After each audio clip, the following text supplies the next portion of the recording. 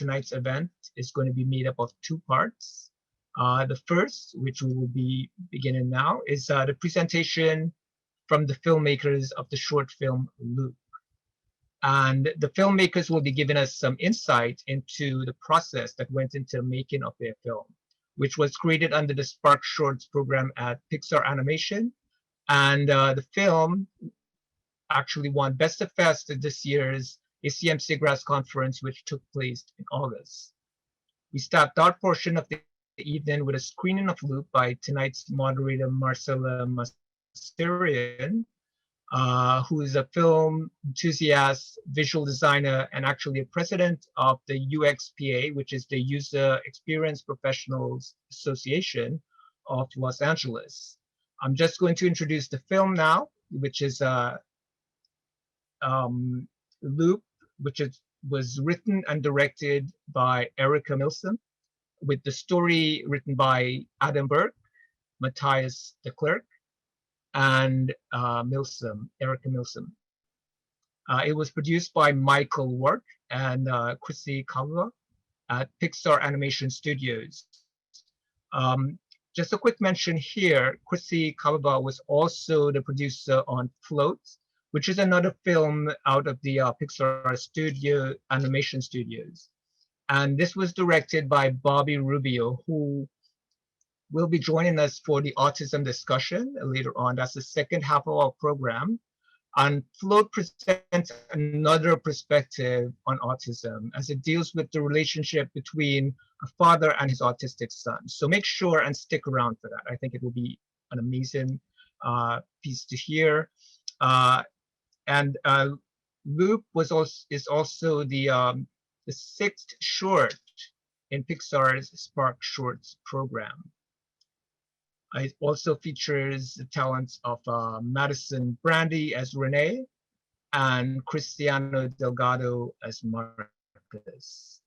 In Loop, two kids at canoe camp find themselves adrift on a lake, unable to move forward until they find a way to connect and see the world through each other's eyes.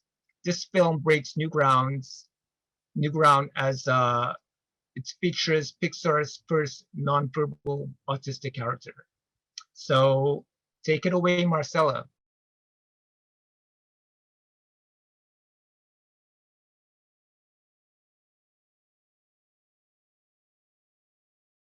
Process of creating and telling their stories. Yeah, so totally. But I haven't heard of a feature-length character yet. Yeah, me neither. There are Pixar films. They're huge fans of animation in general, in addition to being animators. And we work in the studio. We do everything from creative all the way, even some post-production. But there are many of our artists that have an interest in animation that stays fairly young sensibility, and Disney and Pixar, and then there's many that have a hipper sensibility, but they all like Pixar. And so I think the idea of something, we're pretty much shorts makers, and it's my background, and it's what works for our studio. But I think that would be of great interest to them.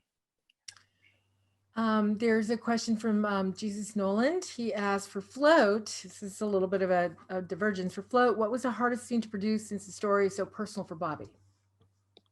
The hardest scene to do? Yes. Possibly the father yelling at his son, that part, because there's a truth to it that that I almost didn't want to go there, but and I also voiced the father. So it was interesting in that when I first did the line, they were like, that's not enough. Like, you really have to belt it out. And like, it took like 100 takes in order to do that, to make that that scream to sound authentic. And yeah, just to go there, like emotionally, and to share that with my crew. Like, we're gonna go here and we're gonna try to be authentic about this. And I was lucky that my crew was with me, and we even discussed how the dad would react. Like we try to tell it all with the eyes, with the animation, with the father, as soon as he yells at the son, that he realizes that he's done something super terrible. And it's done totally in the eyes and the way he just is in shock. And then also to that, the accepting his son, it's him holding on to his son and looking up and realizing that he's got to change. And it's all just told with the eyes and the expression. And I think those were the difficult parts of the most difficult part about the short to convey. It's amazing. I'm going to ask Sunil to come on. He's going to focus it more on the autism panel. Okay. Sunil?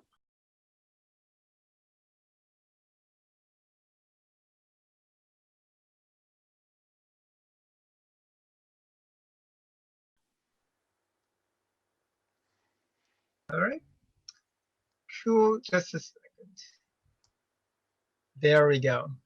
Yeah, I had Marcella come in last minute, and I had all the questions, so I'm going to like take over for that. Okay. One of the some of it was answered in the previous panel, but one of the things that I really was interested in was, all of these different perspectives. Erica, you came to autism through the making of the film. So you're kind of like all of our audience who are not familiar with autism. You learned about it. It was interesting that you learned about it through Quirky Kids and ASAN. You talked about some of that in the last presentation. But it's how did some of this change? This journey that you went through. I think one of the things that I was thinking about, and I actually mentioned this to Marcella, was it's not easy dealing with someone who has autism, and you have to have a reason to really to push through and try to make that that effort to communicate and to to really communicate with them.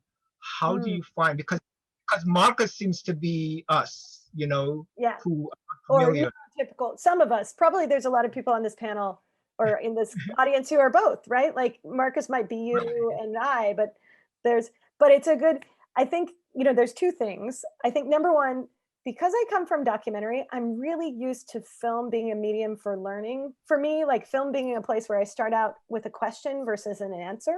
And so I love the process of what you learn through making a film. So I think, it was, and maybe that's why it's like more natural for me to just be like, yeah, I didn't know anything about it. And then we made it, but I dove in as far as I could and got as close to it as I could to learn how to reflect it. And then the second thing, like I don't know if you guys noticed, but in that recording session, I couldn't stop talking, right? Like I'm like, blah, blah, blah. And then Madison's like making these amazing noises and I have to like pull myself back and be like, shut up, Milsom. Like that's, I think that when you say like, it's hard to communicate with someone with autism, like oddly, the more, just in my personality, the more like kind of outside of the situation someone seems, the more I want to go there and find a way to connect with them. I think that's just sort of, so that, yeah, it was a wonderful opportunity for me to like explore relationships with people who I might not otherwise get to know. So that's, I think, it's a good question though, but I think that's sort of just my nature. And what I really like about this panel actually is, and I think I mentioned before to you guys, is that the different perspectives. As I mentioned with Erica, newcomers, we learn about it as someone who doesn't actually know someone personally who has autism. But especially Bobby, you have a son who has autism. Yes. And you made that film Float, which was pretty much autobiographical. I would really like to hear, I mean, the most I know about Filipino culture is halo halo. Like when I when I did my my housewarming, I had a halo halo party. Oh, then that's very delicious. That's awesome. We had like 25 different ingredients, you know, to put into Yeah. everything. Yeah.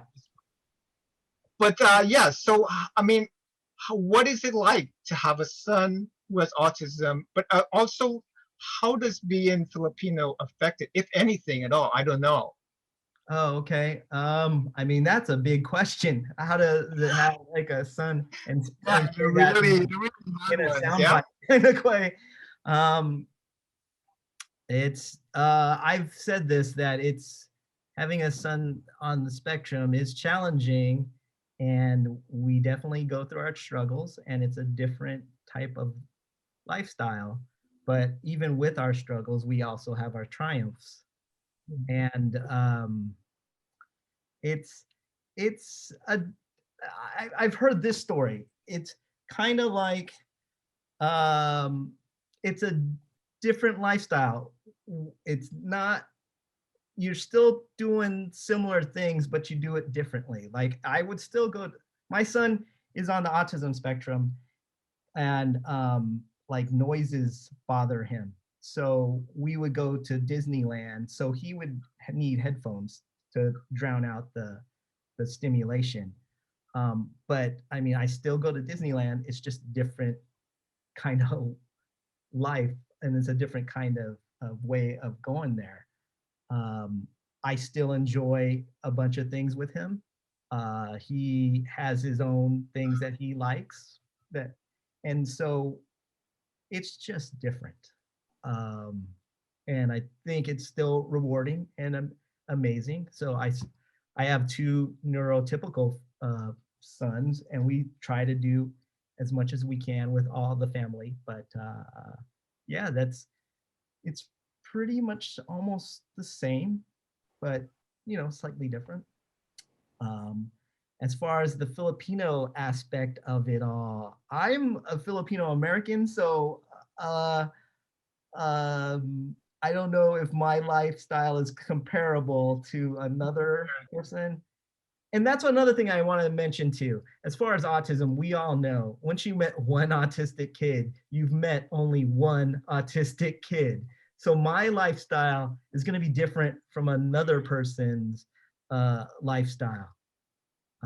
So you really can't compare. And as far as the Filipino aspect, yeah, the same thing. Like, I'm pretty sure I'm not as Filipino as some other Filipino. Like, I do not eat lumpia every day, and all that. So, but I will say this: as far as in the autism community, I think all around, I feel like I almost want to say that there's still a stigma attached. And it's still in our culture, the Filipino culture, that it's not totally accepted. And I almost want to say that Right. with every culture, really. And I want to smash that. And if I can, you know, that's every culture, really. So that's my goal, is to smash that stigma. You like that? You know, If I may add to the, if I may, just to the similar but different feel of of being with your son. I come from the animation world as well, and sort of lucked into this into 10 years at Exceptional Minds as a school, as an academy, and as a studio. And for me, it's you know, most artists are obsessive, and many it's moth to the flame for me in a way, and as it were. And I think for a lot of artists, from ADD to obsession to attention to detail to, but I think the very same things are one reason, as I hear Erica talk about brainstorming and the making of Loop, is for me, after 5 years of the studio, I don't think I would ever create another short, and I've created many, but I don't think I'd ever create another short without a brainstorming crew of people with autism that we have. And some are great at animating, most of them, and some are great at color design, and some are great at network, at brainstorming. And so as far as my theory about why they're so good at creating content is, in the work that I had done previous to Exceptional Minds, I was asked once why the creator of Doug was such a good show creator, and I said Jim is great at creating this parallel universe that's similar to ours but quirkier. And I think a lot of our population, this is my theory anyway, I think a lot of our population, well, they grew up in a parallel universe, and many are, you know, dart in and out of it and dance with it. And I think if we can get it out of them, and many of it pours out of, if you help structure it, it pours out of them often. And so they're really good content creators, whether it's short or for series, several of them. Again, as Bobby said, if you've met one, you've met one, and that's very apparent in our academy and in our studio as well. So one more thing, what you were talking about, I think both of those films are amazing in their facial expressions and the story told quietly. I guess probably I talk enough for everybody, but we have some very verbal artists, and we have some quieter ones, and it is really a great spectrum, and especially when you're doing a production and everybody can play a part, and use, hopefully we use the right person for the right thing, and we get great work done. But the expressions, I couldn't figure out why, because the population is famous for, in my experiences, and I'm sure Kat's as well, is that you can't, the cliche, I guess, is that the population is not good at reading expressions, and experience bears that out as well. From looking away, like you do in your short, to just not being able to understand when you're annoyed or frustrated, and sometimes that works in our favor. They think I'm patient. But I asked one of our artists once, I said, why are you guys so good at lip syncing and drawing these expressions in animation? Because their animation it's amazing that way. It's as amazing as your shorts.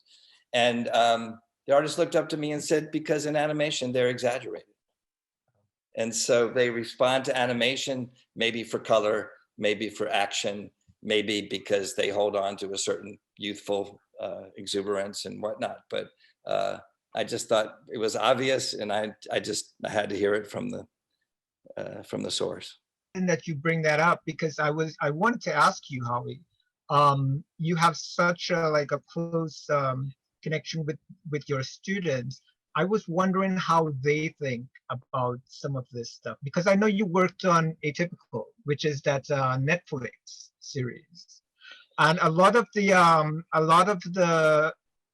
things that that we see about autism is usually connected with savant syndrome, like The Good Doctor, and Rain Man was how most of us. I mean, I know about autism through Rain Man. What do your kids think about this? I mean, what do they dislike it? Do they think it's good? At least we're getting shown somewhere. What do they really think about all of this? I think it's mixed. It's a great question, and I want Kat to answer, because we did have a screening at Exceptional Minds with Erica, and there were a lot of questions asked her that I think took her by surprise, and took me by surprise even knowing them. But as far as Atypical goes, I think in some cases, things they watch that are fictional are, I think the adults, the parents of kids with autism, and I'm a real huge fan of the show. It's kind of how it came about. And, but I think for some of them, it's close to home, and they don't quite relate to it. And they're into watching a lot of what other people are into watching. And so for some, it might make them feel, as opposed to, oh, there's somebody that's like me represented, it might not matter. In terms of Erica's film, there was, I think, a really keen interest. And I do want to turn that over to Kat, but I want to read something that one of the artists wrote to Erica that I did not send to her after the screening. This was Dylan. He said, "Dear Erica, thank you so much for showing your beautiful loop short film. I found it very lovely how both the kid was on the spectrum and the kid who wasn't were portrayed sympathetically. And I could relate to both of them, as I've been in similar situations of both having difficulty dealing with certain scenarios." And I think he means less, or anyway, and with certain scenarios, and having difficulty communicating with certain people.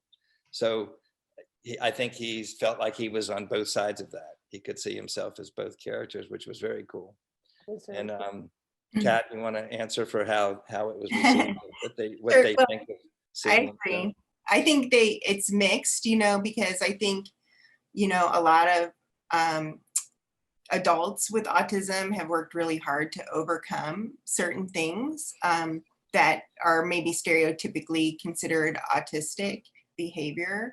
And they've worked hard to get past that, for better or for worse, so sometimes they feel like they don't want to observe that in other people.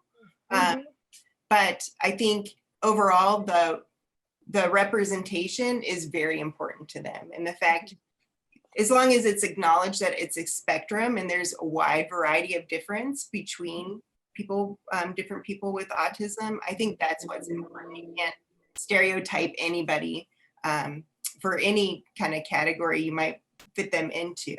But I think what you mentioned in your presentation, Erica, about, trying to figure out what their point of view is, asking them what they want and what they need, and then what their happy ending is. That's the approach that we take to education for the artists that we serve at Exceptional Minds. So I was really happy to see that you took that too. So I think no matter, what kind of person has autism and where they fall on the spectrum, I think that approach is right on. Yeah. I'll add that it's a great short too. It's a great, and there is a real fascination, as I said, besides being good at, there's a great link between autism and animation, and there's a real talent for it that's uncanny, actually. But there is a huge fandom of it. They know every voiceover. It's a common thing that every voiceover person is known. And so it's a great cartoon in a way. It's a great animated short. And I think they took to that, whereas more of the live action Good Doctor and thing like that, I'm not sure how many. I think it's mixed, as Kat said. Well, if I could say to that, I really wanted to make this an animated short because I do feel like, I always say animation goes through a different heart hole. I feel like it's a disarming medium. And if you want to have a conversation about something that maybe is painful or hurts and that maybe people want to look away from in live action, you can kind of take them in through the artistry of animation. It's an artistic medium. And also, when I started, Bobby, I wonder about this with you, because when I was first presented with, okay, how do you want to make this thing? What do you want it to look like? I was like, I want it to look like Pixar. I want the person who sees this, who's autistic, who's an African-American kid, who, those folks, I want them to look at this and say, oh, I'm a Pixar character. I am a part of this family of looks. We have all these beautiful 2D, and the Spark shorts have a variety of feelings, but I just feel like Pixar has a very lauded and beautiful house style. And I wanted it to feel like we were within that house. That house has enough room for all of us now. I don't know, Bobby, did you have that? I mean, for definitely, since I was going for Filipinos and we never did a Filipino before, Right. we definitely started looking and trying to make more features and change the features of the characters that we had. And I know Bryn was working on that. So Bryn started working on specific Asian types, and then even African American characters, so that all our African American characters did not look like Frozone. We tried, we definitely tried, and so it's great. We were already going in that direction. Pixar was already going in that direction to try to get out of the generic look of different ethnicities. Yeah, So, it's interesting. Actually, Paul Abadilla, who was our production designer for Loop, is Filipino. And when we were first designing Renee, we didn't really know who she is, but she ended up, it's hilarious. We designed her sort of to have curly hair because that was what was available in the catalog that didn't cost too much money, right. dark curly hair. And then we were like, well, she should have skin that is, she basically looks like, the weird thing is we designed her and then we cast Madison, and Madison looks exactly like Renee. Can I ask you that? Because she It's so insane. I was like, what? So crazy. But you know, and Madison is half Filipino, half Black. And I Yeah. just kind of think that interesting. I think that's one of the things that Spark Shorts does really well is it pushes our studio to say, like, how do we make sure we've got everybody? We're designing somebody that feels wonderfully honest and true in whatever medium and however caricatured they are. Like the more people of color who are in there thinking about that, the more people with disabilities who are in there thinking about that, the more like respectful and interesting it will be, you know. I also Just feel too, like the do way. you find, oh, sorry. Okay, I was But I gonna was I was gonna say that also we did not know that the Spark Shorts. I mean, we didn't know if it was gonna even be shown. So that's another thing that we kind of was like, okay, let's try to push myself and Erica and the Spark Shorts directors beforehand. We didn't even know if it was gonna be shown at all. There was no Disney Plus when we started. There was no and they Disney didn't have Plus. a theatrical plan. They were like, "No." So everything that we pushed for, Erica and I, it's because we wanted it. It's not because we knew that it was going to go out there and it was going to be shown to anybody. We no, we want this, and we want this to be as beautiful as it could. Mhm. And I mean, even with the short amount of time that we had, I think we both pushed our teams to get it to look something that we were proud of. And then to find out that it was going to go out in the world, that was just a bonus, but we didn't know. And so part of me, while I was making this, I was like, you know what? It's never going to go out there. So I might as well go and push this as far as I can. That's awesome. I'm going to have this guy yell at his kid. Normally that would not happen in a Pixar film. No. But I'm going to do it. I'm going to tell a story about autism, about me. They probably would have never done it, but I'm going to do it because, you know, who's going to see it anyway? Yeah. And luckily, Pixar has put our films out there. We never thought it was going to be out there. Yeah, it's kind of amazing. Yeah. I had a question for Kat. One of the things I was wondering, I'm not too sure how much you're familiar with the DSM manual, because a point that you raised up, and a few other people have raised it up as well, is the spectrum is so broad. And I actually was studying psychology. So I do know about the DSM manual, and it is a fault in that it lumped all of these different diseases under one thing. So you have this huge spectrum, and so many people now are autistic, and it's so different. I don't know if this is something that should be changed, because when you say autism, it's such a wide variety that you really can't pin down what this person is supposed to be like. I don't know how much you know about this stuff. How does this affect like exceptional minds? So can you accept all through, or what? So we've always, before that definition changed in the DSM, we always accepted students who were, you know, on the spectrum, you know, any sort of related. So that being Asperger's or autism spectrum disorder. And now they are kind of put together. So for us, I think, you know, there's a lot, I think all of our students we have to treat individually anyway. So that definition didn't really affect us because I think all of them need and thrive best with an individual approach. And there's enough in common between the whole spectrum that we really cater to, that we can create programs for them, you know, in general, but then we cater them and customize them to the individual.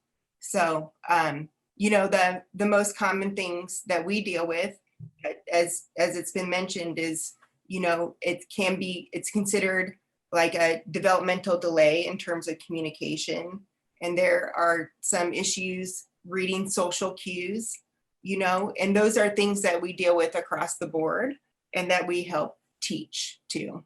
So a lot of times, you know, people will learn just by observing other people, especially on the job. You know, you learn how to behave and you learn how to do things just by watching people that you admire and want to emulate. People with autism tend to need direct instruction on all those things. So regardless of where they fall on the spectrum, I would say not regardless, because I think we deal with mostly students who are verbal. But, you know, I think that individualized and customized instruction is important, but we can apply a similar approach. So, one of the things I was wondering, because our chapter is also going to be doing an event on AI next month. And when I was researching this, a lot of what AI is going to do is a lot of these kind of tasks that I think a lot of autistic kids would be the jobs that they would be doing when I read up about exceptional minds. Do you think that this is going to affect you know, the kind of work that they will be able to get? Because it's the tasks that the AI would do would be repetitious things that, you know, you can just have like the AI do it instead of someone do it. well, I mean, I don't know too much, but what I can say is that I think technology ultimately has helped a lot of students and it's helped a lot of people. And I think, you know, a lot of the things that AI does, you know, will hopefully allow people to take on other tasks, you know, that might be a little more meaningful and creatively oriented. So I think that what we see in our students is we do see that some of them have a really great attention to detail and do prefer repetitive tasks, but that's not always the case.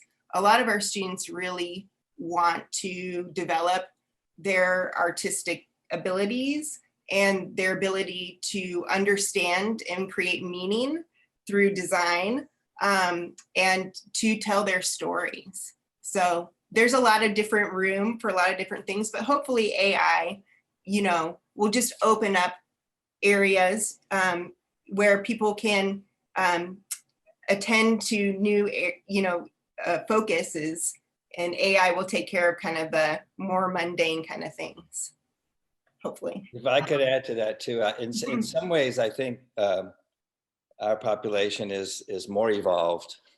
I mean, here's everybody's isolating in the pandemic, and it's a surprising degree they're missing each other from a social point, maybe more than the neurotypicals. And I think that I'm not sure how AI is going to affect everything. If it's like a lot of technology, it's going to be a double-edged sword. But I have a feeling that I know where the question comes from, and it is true, as Kat says, that many people have an attention to detail and patience with repetitive gestures, and our special effects artists have some of that to do. And it's common in animation as well. Some things are thought of as repetitive and tedious, but I think they might be leading the charge in terms of making the AI or creating the AI. That's my suspicion. As far as the whole spectrum goes, when I first started this, and there are those commonalities, and they're more apparent, I think, when you work, you know, 24/7 with these artists and these animators and the students. But I used to think once in a while, I'd say, how is that person on the spectrum? And then I'd think, well, nope, they're that talented. They must have autism. So that's kind of where I stand. This is But I do, Truth now, and test. you know, we've already gone over a little bit, but I would like to address one question to the whole panel. It's also like, if someone is think, they know someone who is autistic, or actually if they just know someone that thinks they might be, since there's such a wide spectrum, is it rude to ask if you're on the spectrum, or is that something that you shouldn't? I don't know.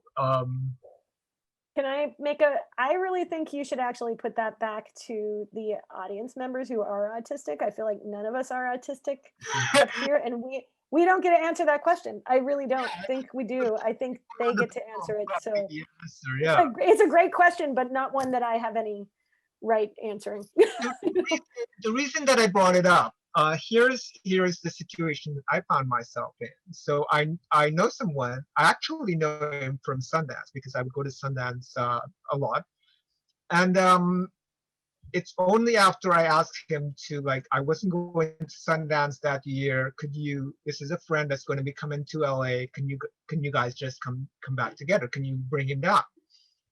And it's my friend who was in this long car ride with him that then told me that, oh yeah, so Eli said he's on the spectrum. Now, I never thought about it. I don't have that much experience with people with autism, and it made me think, does someone ask someone if they are? And I would love to hear what people have to say in the chat. But yeah, that was I was just looking at how my own experience would have had with this, and this whole night has been so amazing. All the panelists, I would love all the panelists to put on their video back on so we can see everyone who's been here. The first panel, which was about the making of this short loop, as well as the second discussion about autism. I don't think we had nearly enough time to address either one. So it just means you guys are going to have to come to some other panels, and I'm going to have to see those. I think you're going to be at Columbia, you said, Erica? Bogota. I think we're going to be in Bogota, Colombia. Okay. In Great. December. Yeah. I'm like, oh my God, in like 2 weeks, because December's in. Virtually there, not Yeah, actually there, virtually there. Yes. Come on, Chrissy, let's just be in Bogota. Thank you to all of our panelists. Thank you for showing the film and the making of, and thank you for the wonderful discussion on autism. There's so many wonderful comments from the audience, and also so many wonderful questions. I know, Erica, you were in the process of maybe answering a few of those. I'll make sure and ask Leonard if our producer Leonard, if we can get those to you guys and maybe answer them after this. And I think that they might be doing a follow-up, which I think would be really great. This was one of the most awesome events. That's all I'm going to say. Thank you, everyone. Thank you, Marcella. Thank you to the production panel. Thank you, Sunil, wherever you are in video world. Yes. And Thank you, Marcella. Yeah, thank you, Marcella. That was great. Really lovely. Thank you, guys. And thank you to Ellie Sigraft. And let's have a good evening, everybody. Stay safe, stay healthy, and get used to more Zoom this year, I guess, in 2021. Right. Bobby, come visit Exceptional Minds, Bobby. All of you. Thank you very much. Bobby, you will love it. All of us. Okay. Bye. Thank you, Marcella, and the rest of the chat panelists. As been requested, the Q&A will be posted and the information will be put on the chapter's announcement list. Please see our website to sign up for the announcements list.